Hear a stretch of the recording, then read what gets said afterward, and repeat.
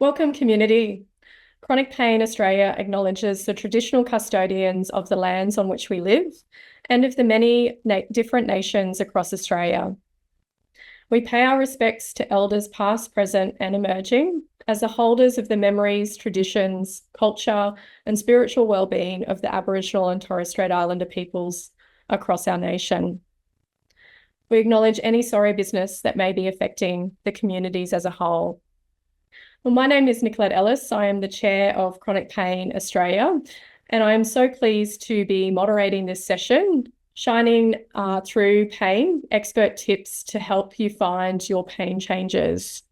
And we brought this amazing group of distinguished panelists who will share with us a range of modalities from natural medicines, dietary and lifestyle adjustments, and psychological insights. Chronic Pain Australia has our deepest thanks to the sponsor Bioceuticals for bringing this session together to the chronic pain community in the hope that they can find their pain changer. And introducing our panelists, we are joined by Dr. Michelle Woolhouse, who is a general practitioner and an integrative doctor with over 23 years of experience. And she had this quote online that really resonated with me. It is not only until we explore the whole person that true health can be found. Welcome, Dr. Woolhouse. And Lisa Costa-Beer is a leading naturopath in the Sutherland Shire. Lisa strives to show her clients that good health is not simply the absence of disease, but rather a state where they find mental, physical, and spiritual balance in all aspects of their life. And welcome, Lisa. Dr. Adrian Lopresti is a clinical psychologist and a researcher. He has created an integrative treatment that incorporates individualized psychological, dietary, lifestyle, social, and biological interventions. And welcome, Dr. Adrian. Mick Alexander is a highly skilled pharmacist and naturopath who loves to help consumers with chronic diseases to live a better life. Thank you, Mick. And finally, Dr. Hannah Vickers, who is a junior doctor, but she also lives with chronic pain. And Dr. Vickers has been graciously using her lived experience to promote education amongst health professionals on what they can do to help support patients to manage and live with chronic pain. Our first topic for discussion today is about holistic treatments and self-management tools. And Dr. Michelle Woolhouse has that beautiful quote about knowing the whole person so that true health can be found.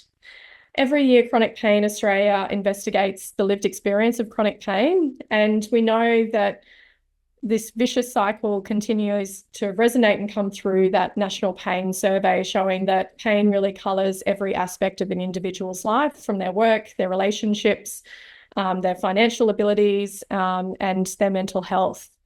So Dr. Woolhouse, I'd love to ask you about what's your definition of holistic treatments and how does this differ from conventional medical treatments for pain? So I think one of the most important things that I'll explain to patients is that the definition of pain is both an emotional and psychological response to a stimulus. And I think it's really important to actually understand, because it means that we not only have to look at the solutions from a physical perspective, but also that we can embrace that emotional, psychological, and mental side of things. And this is where the science of mind-body medicine or body-mind medicine becomes really, really powerful for people with chronic pain.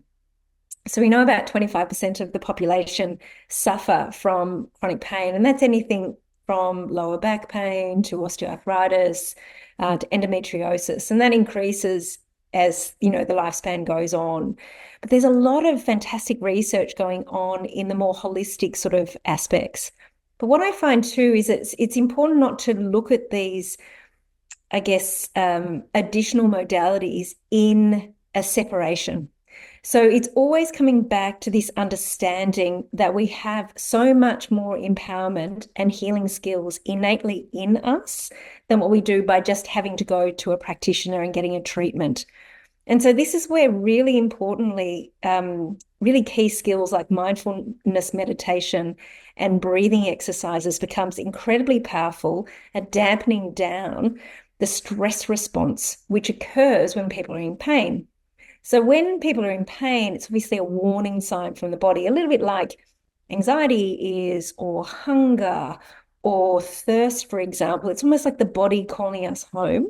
And that's really important to kind of recognize with that, because we can get quite panicky and quite anxious when pain hits, particularly if we've got something we have to do, somewhere we have to be, and it has that implication. And so we kind of catastrophize the impact of pain and don't often back ourselves for our ability to kind of cope with that. So mindfulness meditation has an enormous body of evidence to support people with all sorts of chronic conditions, including chronic pain. Yoga and Tai Chi are, thousands of years old, and they come in a kind of holistic modality. So they're very much in the way of a multi-layered treatment plan that incorporates breath work, nervous system tension, and this understanding that everything that we do, both internally and externally, will impact the body's ability to regulate and I guess, improve itself. So it's really important for patients that do have chronic pain to understand how much empowerment they have by learning these skills. What I find with people in the early days of chronic pain is that a lot of these holistic modalities are often dismissed as almost too simple. They're free, they're easy, you can own them. You don't have to go and see someone. You don't have to spend a lot of money. And so in some ways, we're such a consumer sort of culture that we kind of think the more money we spend at something, the more effective it's going to be. And we really want to change that mindset away from that. The other whole system care is things like acupuncture can be really fantastic. And the research actually shows us that this can be really effective, for example, in migraine, which is another form of chronic pain. So acupuncture has some very good research around migraine sufferers, whether they go in the acute stages of migraine, but also for things like menstrual migraine or hormonal migraines, which occur on a cyclical kind of nature. And using something like acupuncture can be a really fantastic intervention to help people with those kind of things.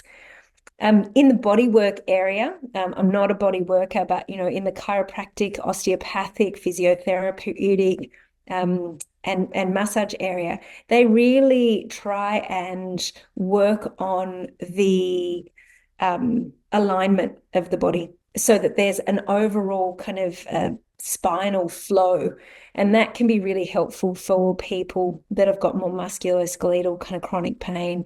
And I guess it's a way of looking at the way the information flows throughout the body. So from a psychological perspective, we think about information flow, and the better it flows and the more we understand it, the easier the person can live.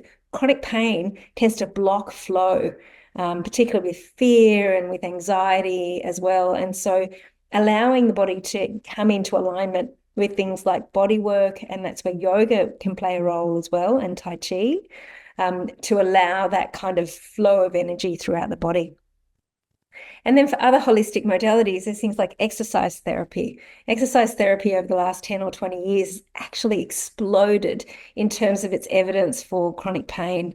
I remember when I first started practicing medicine, there was a lot of fear around exercise and lower back pain, because it often feels like it's going to make things worse. But now we 100% know the power of exercise for things like joint mobility, osteoarthritis, lower back pain. And within a couple of days of an acute lower back injury, we're actually inviting the patients to get up and walk so that those muscle spasms don't occur.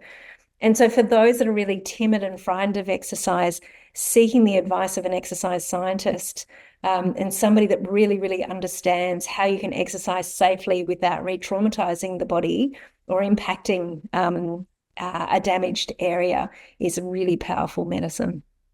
It's wonderful. And it was interesting just seeing the latest research on lower back pain, and walking 3 times a week was this, sort of monumental research finding, which we all knew for a very, very long time, the benefits of exercise and movement. Dr. Woolhouse, I think it would be really nice if you could break down, when you're seeing a patient for the first time with chronic pain, what are you looking like? What's an assessment from you look like, and where are you sort of building in that holistic sort of treatment and aspects for that person? I think a lot of people that come and see me, so I have a particular, I guess, cohort of patients that come and see me that have often tried a lot of things, and they're really quite a motivated sort of bunch that are looking for new and innovative ways in which to sort of help themselves, and they're quite highly motivated, which is fantastic. So I spend a long time talking about that intersection between the mind-body and body-mind. And it's so difficult to talk about it because we talk about this intersection, but it's not really an intersection because we're whole. So there is actually no difference between how the mind works and the body works and how the body works and the mind works, etc. And so looking at whole person care, it also takes into consideration things like what they eat and what levels of nutrients are there. So when you look and break down things like the inflammation pathways, a lot of those inflammation pathways require very, very high levels of nutrients. And so when people are eating a poorer diet, for example, and not getting those nutrients, then those inflammatory pathways are upregulated. So we can also talk about, the gut biome in for some people. But a lot of the times I will start with, I guess, that real understanding of their empowerment of the role of emotional and mental stress on their health and well-being of their nervous system, because cortisol, which is a key stress hormone, is such a strong pain sensitizer. And so when we have a lot of cortisol and a lot of stress, we may not have, like, if we were to measure qualitative data in terms of pain, the pain may not be have changed, but the patient experiences it much more when they're under an emotional load. And so I spend a lot of time educating people because I think it's a very important part of chronic pain management is to understand the empowerment that we have internally in managing our own emotional distress around that. And that can also be emotional distress around other life factors as well.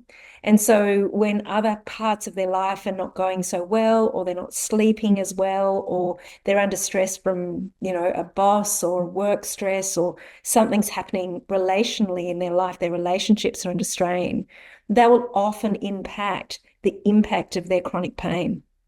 And so it just becomes a very powerful seed to change the mentality of how they're going to approach their chronic pain from a holistic perspective. It's wonderful. Knowledge is a very powerful tool in chronic pain management. And from your experience, is there key self-management tools that we should have? You've talked about knowledge, also about our emotional responses. Is there anything else that you would say is a fundamental foundation for chronic pain management? I think one of the most fundamental aspects of any self-regulation tool is breathing. So breathing is one of the most powerful, underutilized tools I think we have in medicine. And it's so effective at managing anxiety. In fact, it's actually been researched to be equally, if not more effective than cognitive behavioral therapies in some settings, which is extraordinary. And we really need to kind of embrace the impact of that. Of course, we use breathing exercises in panic, but we don't necessarily really advocate for them from things like generalized anxiety disorder. We use them. We know the research is there. It's good. But I think as practitioners, if we can really, really emphasize the power of that, because once we start breathing properly, then you can start mindfulness practices, somatic practices, yoga and Tai Chi become much more present, present attentive exercises where we can get much more effective interventions from their use. Wonderful. You reminded me just to breathe. Thank you. And we're going to move on to diet, lifestyle, and natural medicines. I'm going to invite Lisa Costa-Bier to help us sort of unpack what does diet and maybe poor lifestyle do to our whole system when we're living with chronic pain. Sure. So I feel like diet can be used as a modifiable factor to actually reduce chronic pain. And we know at the heart of chronic pain, there often tends to be inflammation as a driver. So diet can be used to modify inflammation and reduce pain in this way. So if we look at the research, I think the bulk of research on in terms of diet for reduction of chronic pain is centered around an anti-inflammatory style of eating because we know that this reduces inflammation. And there are many variations of an anti-inflammatory diet. Probably the most well-studied is the Mediterranean diet that many of you would be familiar with. But I guess the common features of an anti-inflammatory diet are the predominance of plant-based foods, so a key feature being fruits and vegetables. And we know that these contain anti-inflammatory constituents which reduce inflammation. But I think a very important part of the fruits and vegetables are their fibre content. And as Michelle was saying, in relation to the gut microbiome, this does impact pain perception. So fibre we know is incredibly important for feeding our gut bacteria. And within the research, we see that when there's dysbiosis, so an overgrowth of that pathogenic bacteria in relation to the beneficial, we see that that bacteria can release mediators that cause systemic inflammation, but also neural inflammation. And this can drive nerve cells and brain cells to become hyperactivated and increase that pain perception, which we don't want. So if we're consuming a diet with plenty of fruits and vegetables, then we're going to be obtaining fibre to build that healthy microbiome, reducing systemic inflammation and probably neural inflammation too. So there needs to be a focus on plenty of plant foods. The other thing about an anti-inflammatory diet is the fatty acid profile. So we know that when we're consuming essential fatty acids, which we might get from oily fish, like sardines and mackerel and that sort of stuff, we're reducing inflammation via that omega-3 fatty acid content. We may also focus on olive oil, nuts and seeds that are raw because we know that that also helps to reduce inflammation. Conversely, if we're having more seed oils, more canola oils, more margarines and trans fats, then we're going to be promoting more inflammation, which means there's going to be more chronic pain. So we're wanting to reduce those inflammatory fats and increase our healthier fats. In terms of flavorings and things like that, we can use herbs and spices to flavour foods, knowing that ginger, turmeric are all foods as medicine, essentially, that people can integrate into their daily life to reduce inflammation. Whereas within the literature, flavourings like MSG, sweeteners like aspartame actually seem to increase pain perception. So we're really wanting to avoid using foods that have those flavourings like your chicken noodles and different sauces and things like that, and anything sweetened with artificial sweeteners because they actually do seem to be problematic. And then the obvious things like alcohol and refined sugars and things like that, we definitely want to minimise. I think anyone with chronic pain will notice that that tends to aggravate symptoms a lot. So really we're wanting to focus on an anti-inflammatory style of eating. There are so many variations on that. And so I think often it can be good to see a practitioner to discuss what's right for that individual, because some anti-inflammatory diets are very restrictive. We're seeing removal of a lot of things like eggplant, tomatoes, the nightshades and things like that, which may be problematic for some people, but may be fine for other people. So you really do need that tailored approach, I think. Yeah. Thanks, Lisa. And thank you for also highlighting the culprits that can increase someone's pain experience. I've actually had a client that I worked with who had 15 Coke Zero a day, and that was actually where the pain sort of started, and that's where we sort of worked on, was around those lifestyle modifications. So it's such an important part that I think people are just not aware of, those different culprits that can increase pain. What if you're got a great diet and everything's going well, are there other natural medicines or other things that you should be looking towards or thinking about to help with managing chronic pain? Yeah, sure. So Michelle's already alluded to some great lifestyle interventions, but I did want to pop another one in there, which I love to use with patients, and that is an auditory intervention with the use of binaural beats. So this is where you are listening to different tones and two different frequencies that hit each ear, and it creates the illusion of a third frequency within the brain. And we know that patients with chronic pain, often the pain can change the shape of the brain. And we also see a change in brainwave activity where we might see more beta wave activity, which is associated with more anxiety, and a heightened sense of being. So when we are listening to the binaural beats, it actually changes the brainwave activity to more of a thicker wave state, which is associated with deep relaxation and decreased perception of pain. And this happens when you look at the literature, that can happen just with 30-minute intervention, which I think is really powerful, because listening to binaural beats is free. You just pop in the search term into Spotify or YouTube, and for patients that have chronic pain and may feel like, I'm not very motivated to move, or I don't have the energy to do this, you can literally lie down in bed and listen to this every night. And there's systematic reviews showing that it actually decreases use of analgesic medication too. So that's pretty exciting. From a supplemental perspective, I do have a few favourites, and probably the big one is PEA. So PEA is a fatty acid. We actually produce it naturally within our cells when there's cellular injury. But unfortunately, when someone has chronic pain, the body just does not seem to make enough to kind of keep up with the demands. So this is where supplementation can be helpful. So PEA is a really, really clever fatty acid in that it has multiple ways in which it reduces pain. So it has an anti-inflammatory action, so that can be great for anyone that has inflammatory pain, but it also seems to have the ability to reduce nerve-induced pain.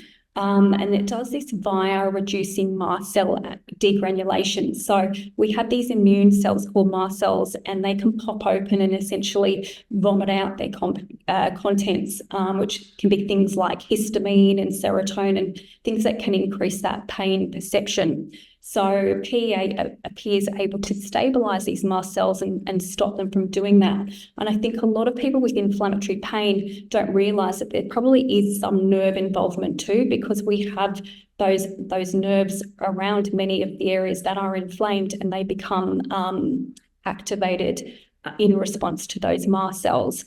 So PEA is very hardworking. It also seems to have this entourage or bystander effect, where it seems to be able to activate other constituents that reduce pain too via the cannabinoid receptors. So it's been studied for a whole range of different pain conditions, including sciatica, migraines, endometriosis. There's a whole list of different conditions where it's been shown to be useful for, and it doesn't appear to be associated with many to little adverse effects. So it's a great one, I think, for patients to try. Wonderful. Thank you, Lisa. Is that with PEA, what from a experience of someone wanting to try it, how long until you should expect sort of some benefits, and what kind of dosage range are you looking for? So the dosage range varies depending on the research and the condition. You're looking at some research showing 300 milligrams, but then you can go much higher. So for example, for endometriosis, you're looking at 1,200 milligrams. And so for the pelvic pain and things like that, they were using it long-term for up to 9 months, and you probably could go longer, but for other conditions you might be looking at a month or so. It really just depends on the condition. Yeah, wonderful. And I haven't heard of binaural beats. Oh, they're great. But I'm going to look it up on Spotify. I've used music therapy quite a bit, but haven't heard of. Thank you for sharing that with us. Pleasure. And we're going to move on to psychological insights and support with Dr. Adrienne Lopresti. Dr. Lopresti, we see that correlation between chronic pain and mental health issues so commonly. Over 75% of respondents to the National Pain Survey say that they have secondary mental health issues because of chronic pain. Why is there such a strong link between chronic pain and mental health? Yeah, I mean, certainly the research shows a strong correlation between or comorbidity between chronic pain and a mental health condition, whether it be depression or anxiety. And the research varies. So some research kind of indicates is 30-40% comorbidity, and then others say up to 70%. And if you're older age, you actually have a greater comorbidity, so more likely to have chronic pain and a mental health condition. And they, as I mentioned, could include depression or anxiety or any of those types of conditions, anger, irritability, those types of emotional responses that occur.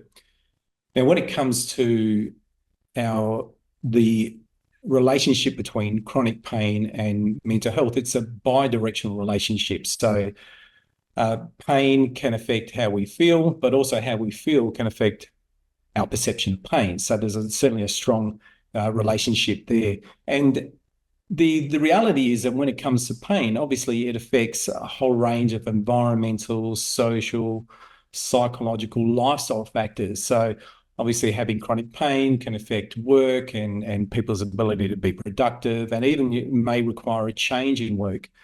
And we know that if you change, and that can affect our mood. So certainly there's that factor there. We know that having chronic pain can affect our relationships. So impacts on the quality of our relationships, the quality time we spend with others. And again, that our relationships has a big impact on mood. So you've got another factor there that's going on. Having chronic pain can affect our daily activities. So the pleasurable activities that we engage in, things that we once found pleasurable and soothing and fun, we may no longer do because of chronic pain. And again, that will affect our mental health and our mental well-being. And then you've got things like sleep. Having chronic pain affects our sleep quality, and there's research showing that at least 50 to 60% of people who have chronic pain also have sleep problems. And unfortunately, the reality is that having poor sleep will also affect how we feel, increases our chances of suffering from depression and having an anxiety disorder and those things that certainly happen there. So, and then you've also got chronic pain affecting our physical activity. Michelle talked about exercise, certainly, and we know that exercise is protective of mental health and depression and mood and well-being. Having chronic pain affects how we eat, and there's also now an increasing body of research showing that what we eat can also affect our mood. So you see that there's a significant amount of kind of overlap between factors that affect that chronic pain influence and factors that also influence our mental well-being. And that's why there's such a strong relationship between the two. And then even from a biological perspective, we do know that from a physiological perspective, we've got neurotransmitters, such as, for example, brain chemicals such as serotonin, that influences pain and influences mood. You've got research showing that inflammation obviously affects pain, but also we know that there's an increasing body of research showing that inflammation can also affect how we think and how we feel. And if we're inflamed, we're more likely to be sensitive to rejection. And then Michelle also talked about cortisol, which is a hormone that's involved in stress, but also involved in pain. So you've got all these biological, psychological, social, environmental, lifestyle factors that affect both pain and mental well-being. Thank you, Dr. Lopresti. And I guess if we're in this vicious cycle and we don't really know where to look or where to go, where would you start with a client around, trying to improve their mental health, their wellness, and psychological aspects that might be impacted by pain? I think it is very, very individual. So it's really about trying to identify those factors that might be exacerbating pain or soothing pain. So is one's mood affecting their pain? If that's the case, what moods, emotions are particularly affecting pain? Is it anger? Is it low mood? Is it anxiety? Is it stress? And if those factors are affecting pain, then psychological treatments can come into play to kind of work on managing those emotions and teaching alternative strategies to deal with those emotions. So that's where kind of you could really target it there.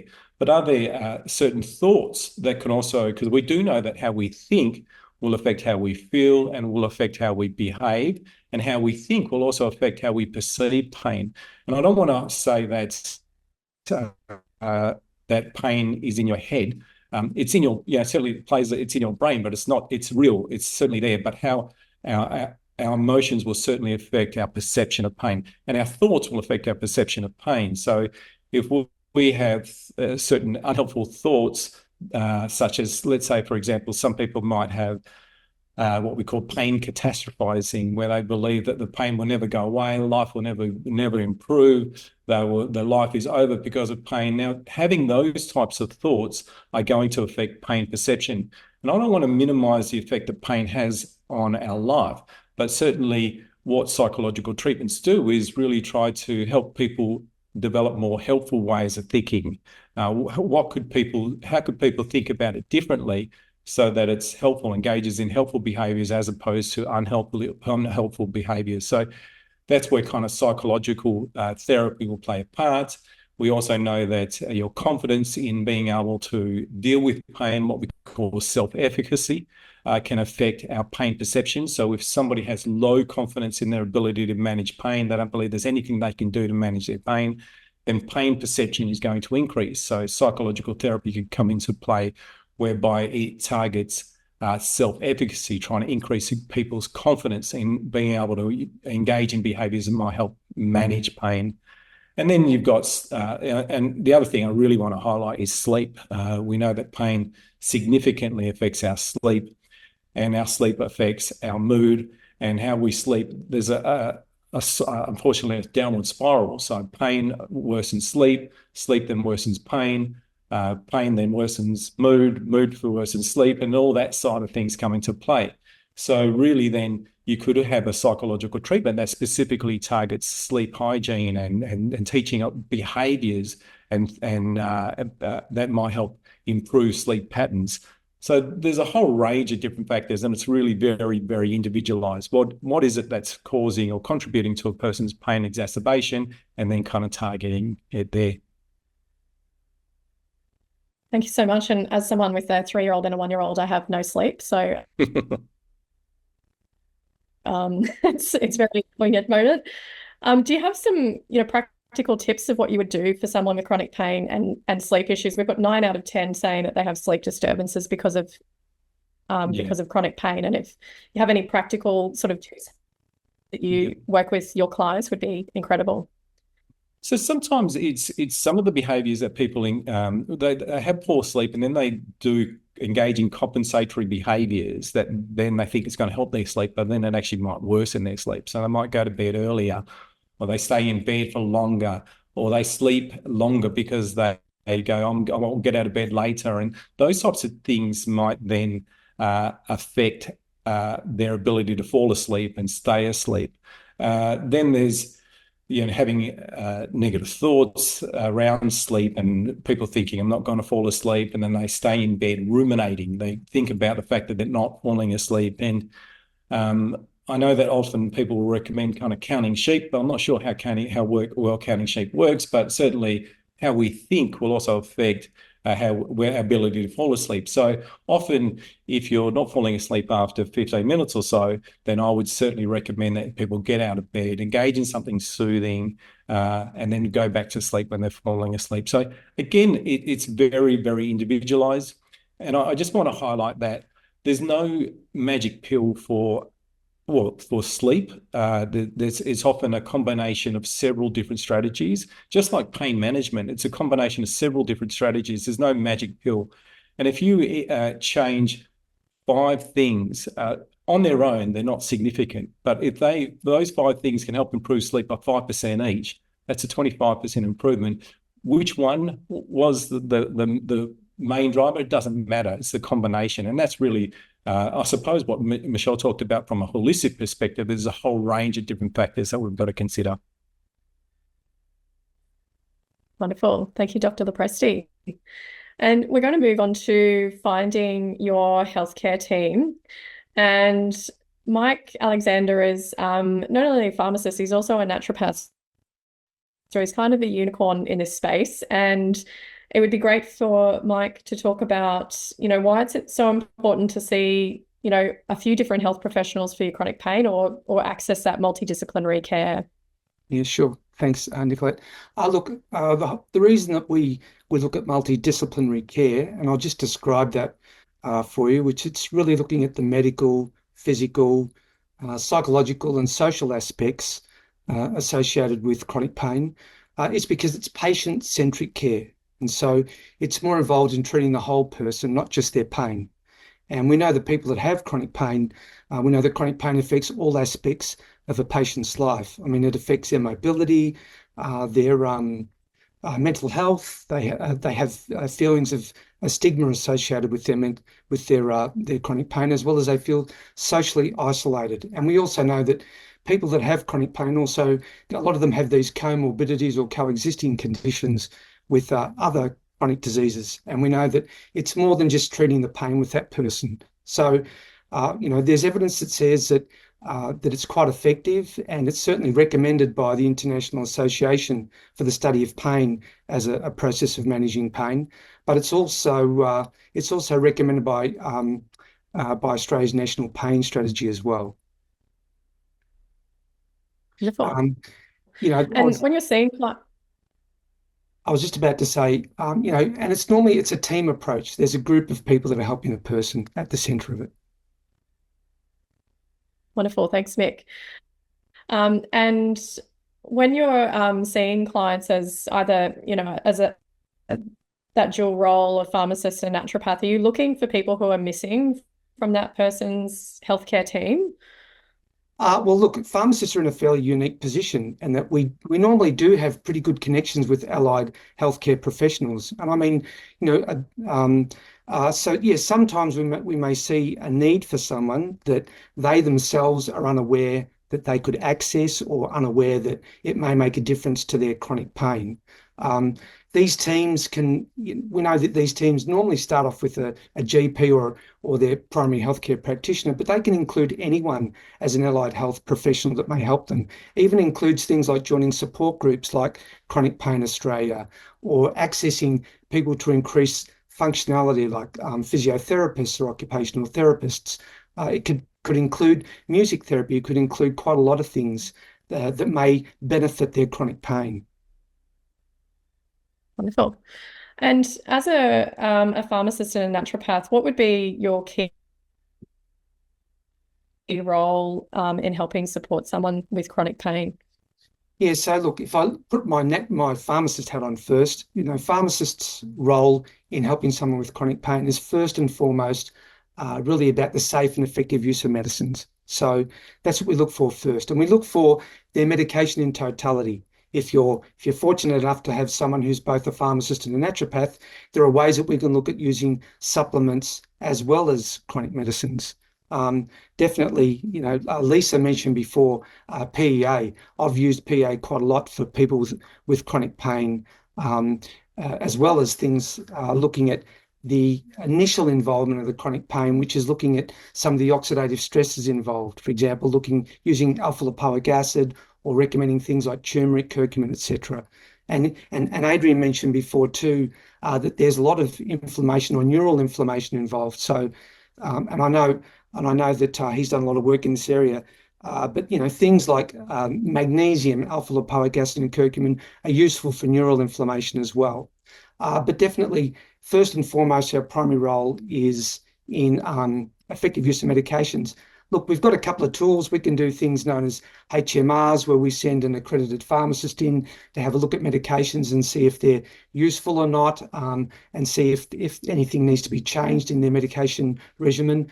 We can do what we call a meds check, which is with your regular pharmacist. The accredited pharmacist may not be the regular pharmacist you see, but in your own community pharmacy, we can do a thing known as a meds check that has a look at whether you understand why you're on medication, what potential side effects are and what it's doing to your body.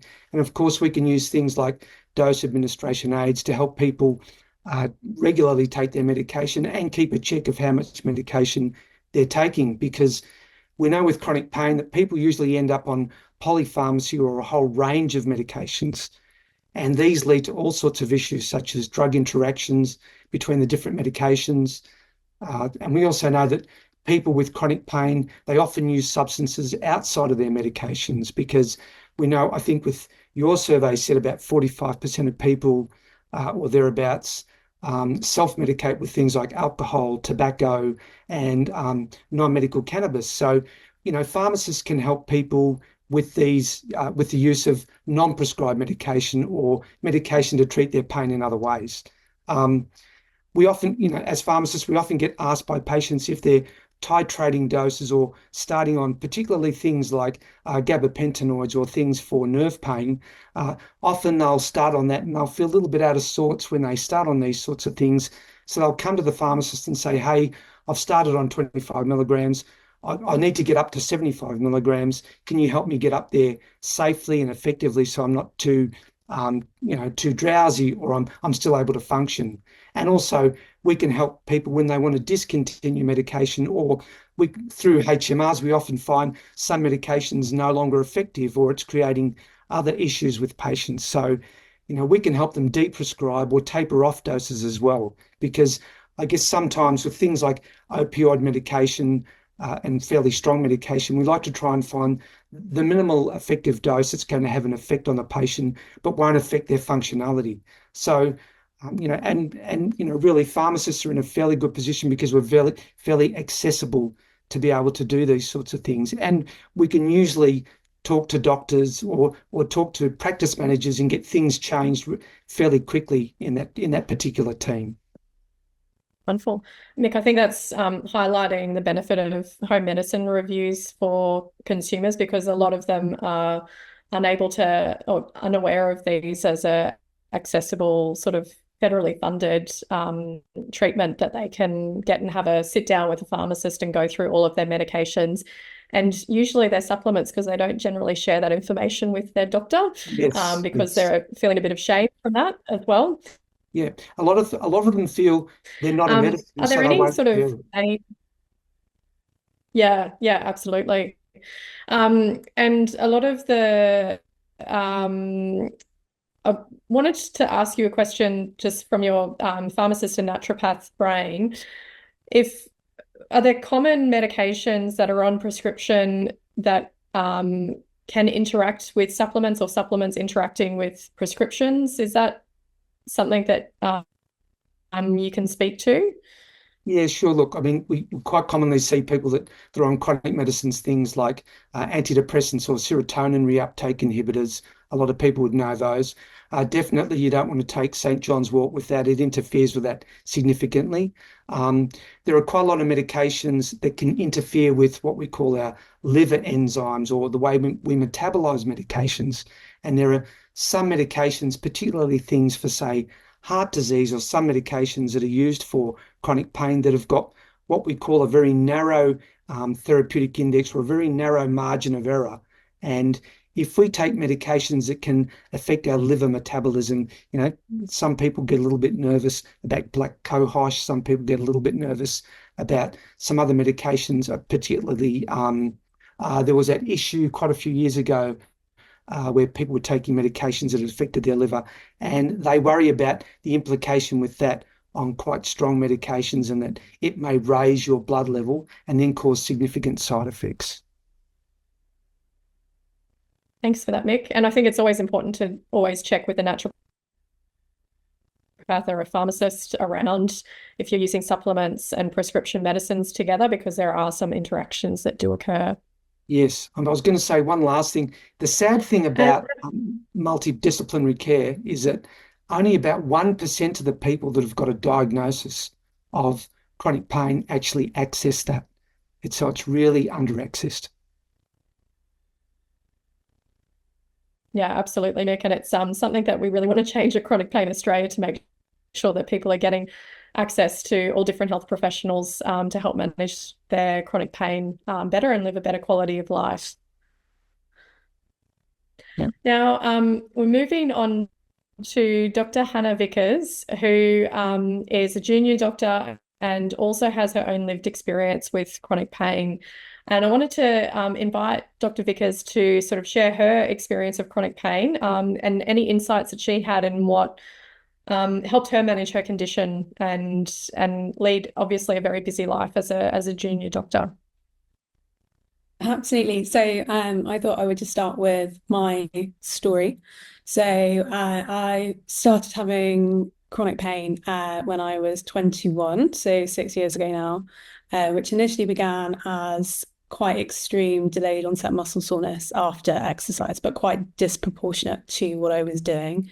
And it essentially just worsened over time to the point where it was painful to walk uphill, to walk upstairs, and I had to modify my lifestyle in a way that made me more and more restricted. And I had extensive investigations, was passed from doctor to doctor, and eventually was recommended for surgery, which I had, but didn't help. And so after months of being really clueless and at points quite hopeless, I stumbled upon a pain coach who really, really helped me, and through a kind of mixed and multifactorial approach, using tools we've already touched on, things like education, mindfulness, imagery, creating positive end goals, I managed to really expand my comfort zone and return to running, which was something I never thought I would be able to do again. So I went from 1 minute runs up to hour-long ones. And unfortunately, I then sprained my ankle, and the pain from that continued for much more time than I was expecting. And again, had to restrict what I was doing, and it became more and more limiting. And I had many investigations again. I had MRIs, dynamic ultrasounds, I had a steroid injection. And after all of this, I had to kind of accept that actually this was a new manifestation of chronic pain. It is one that I am still navigating now. Thank you for sharing it. It's hard to talk about chronic pain experiences, and being so vocal in a forum for people to listen to.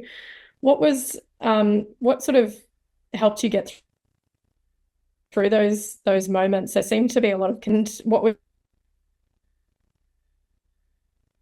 the pain changes for you that sort of changed from that very medical side model, looking at all of these different interventions, to about acceptance and moving towards more of a plan for yourself, Hannah?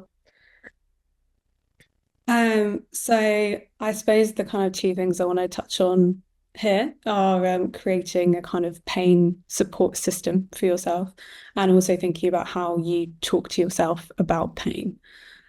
So finding someone who can kind of guide you through things made a huge difference for me.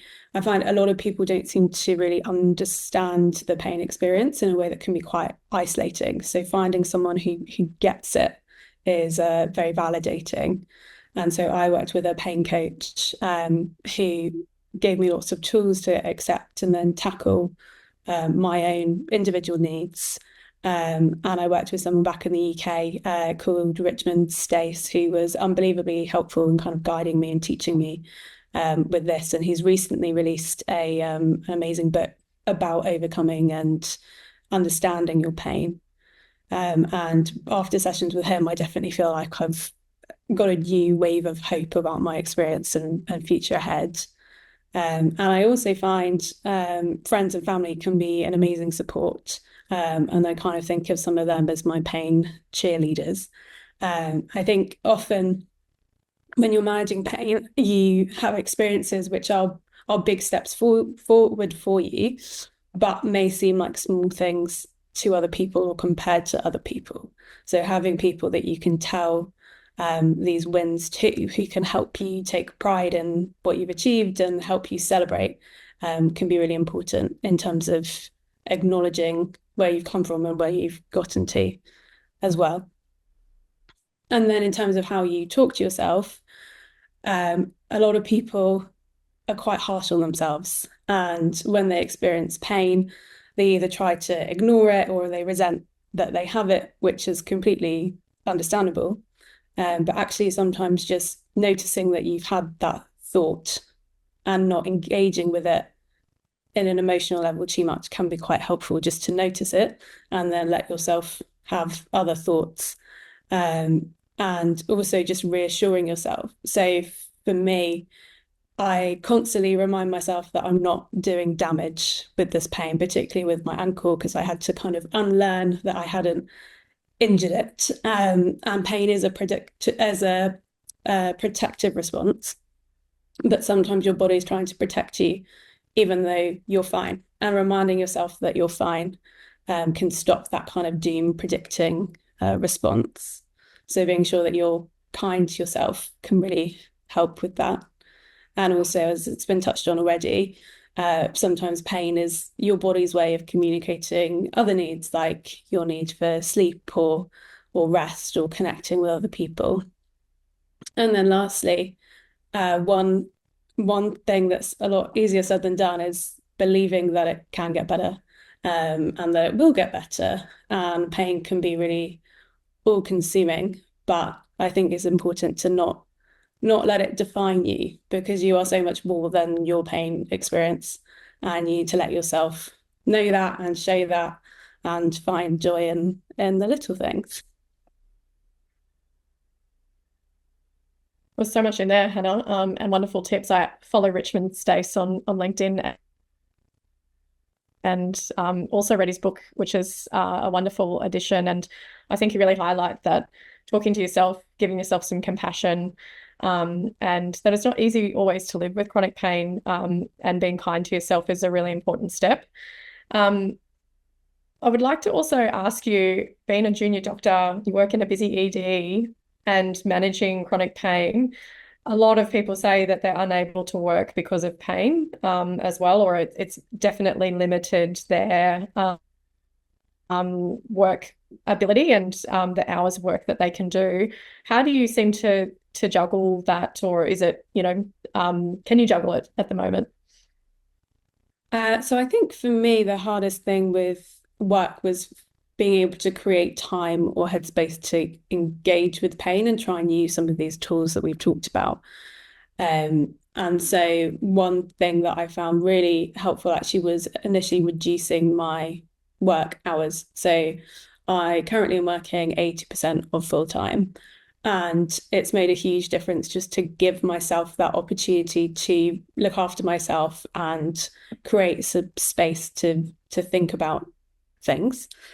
And then the other thing is, I think a lot of pain can be exacerbated by anxiety around pain. What will happen if you're experiencing pain and if there's nothing you can do about it, really. So for me, being in a busy emergency department, often you're on your feet a lot. A lot of the computers are standing ones rather than ones with seats. And so there can be a lot of anxiety about being on my feet all day and rushing around and not really having a chance to pause.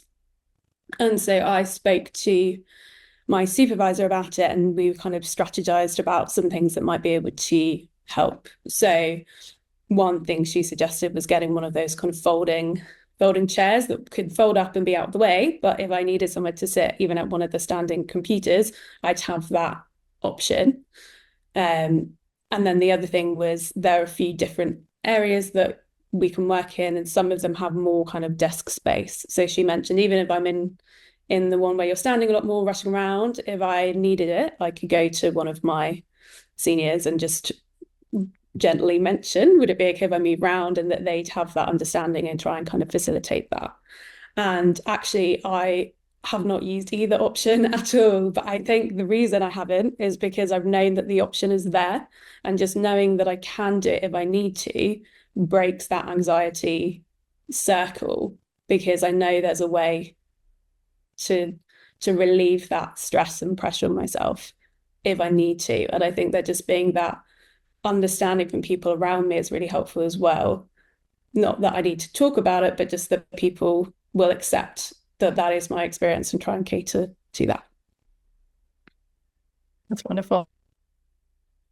And it's wonderful to hear that you've got a validating work environment as well that understands and can help support you with your chronic pain experience too. I'd like to come back to you, Hannah, at the very end for the last sort of final thoughts, but just thank all of the panelists for being involved today. And I'd like to just go around from final thoughts or either final thoughts or what you think an amazing pain changer is that you would recommend people to try out there. And Dr. Adrian Lepresti, you're first up on my list.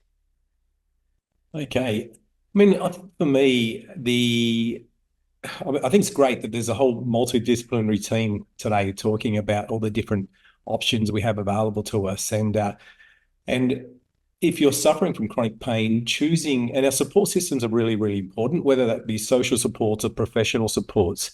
And I encourage people to look at finding people who they find helpful for them, rather than just choosing just a discipline, but going, okay, so I saw a psychologist, that psychologist didn't resonate with me, then choose another psychologist, look for another psychologist. If that GP didn't resonate with me, then choose another GP who listens to you. I mean, Hannah talked about the pain coach, and the pain coach was incredibly helpful for her. Now, I wouldn't say all pain coaches would necessarily be helpful for her, but this approach by this particular person, she found very, very helpful. So really just choose people that are uplifting and helpful, as opposed to people who you don't feel that you feel are unheard, or they're not listening to you. So I think that's my recommendation. Great recommendation. And Mick, over to you. What's a key insight from you or a pain changer that you can share with our audience? It's a little bit like Adrian. I think you need to first find someone that resonates with you. Your GP may not necessarily be trained in treating chronic pain. It's a special skill set and extra training is required. So you may need to look around, but find someone, and then they'll find the team that can help you. And then it's about communication. So they can't fix or they can't help what they don't know. So you need to communicate what's important to you, as well as what's really key for you, either whether it's a social aspect or whether it's relationship, or whether it's purely and simply the reducing the actual pain level. But then once you do get these two key factors involved, then it's about being engaged yourself. And I think Michelle made that comment. She has quite a lot of self-motivated patients that are quite engaged in their health. And I think the information out there is, if you're more engaged in your health, you'll have better health outcomes. Because if you're passive and you're just there to take medication or have some kind of intervention, then you're not going to get the same outcomes as someone that's really got a lot of buy-in there. So that's what I think. Thank you, Mick. And Dr. Michelle Woolhouse, what's your pain changer or key insight in helping people with chronic pain? I think one of the most fundamental things for people with chronic pain is they lose trust in their body.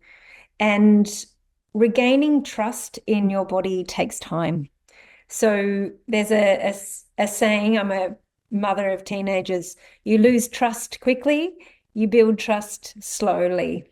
And so what I would encourage people that are suffering chronic pain is to be patient with themselves, and you really have to develop a new relationship with your body. And that's going to take a lot of time and patience, but it also is a whole new discovery. So there is a lot of wonder and a lot of opportunity for personal growth through such uncomfortable and difficult times. Thank you, Dr. Woolhouse.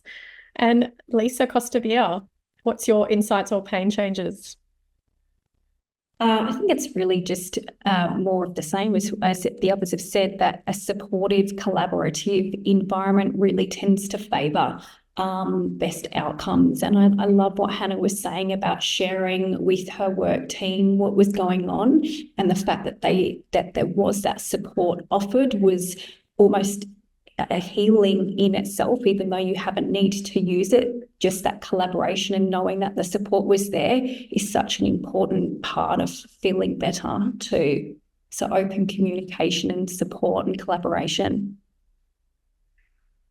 Oh. And we know that support, collaboration and acceptance also has that down regulation of pain as well. So it's a very important fundamental aspect of chronic pain management. And Hannah, you've given us such insights already. Is there anything else that you wanted to add as your pain changer or insights to share with the community? I guess one other point I'd like to mention is it's so easy to get caught up in what might happen or could happen, and certain activities might make your pain worse. And actually, you only have to deal with it when it happens. And sometimes it's helpful to think about some measures as a way out, like I mentioned for myself before at work, as a sort of safety blanket. But realizing you only have to face it when it happens makes it feel more manageable. I want to give my deepest thanks to our panelists today who gave amazing insights into what is holistic treatments and individualized care, and the pain changes that can be of value to those people living with chronic pain. Special thanks to Dr. Michelle Woolhouse, Lisa Costa-Beer, Dr. Adrian Lopresti, Mick Alexander, and Dr. Hannah Vickers, particularly in sharing her own experience with chronic pain and giving us some insights into really what's been able to change for her with her chronic pain experience.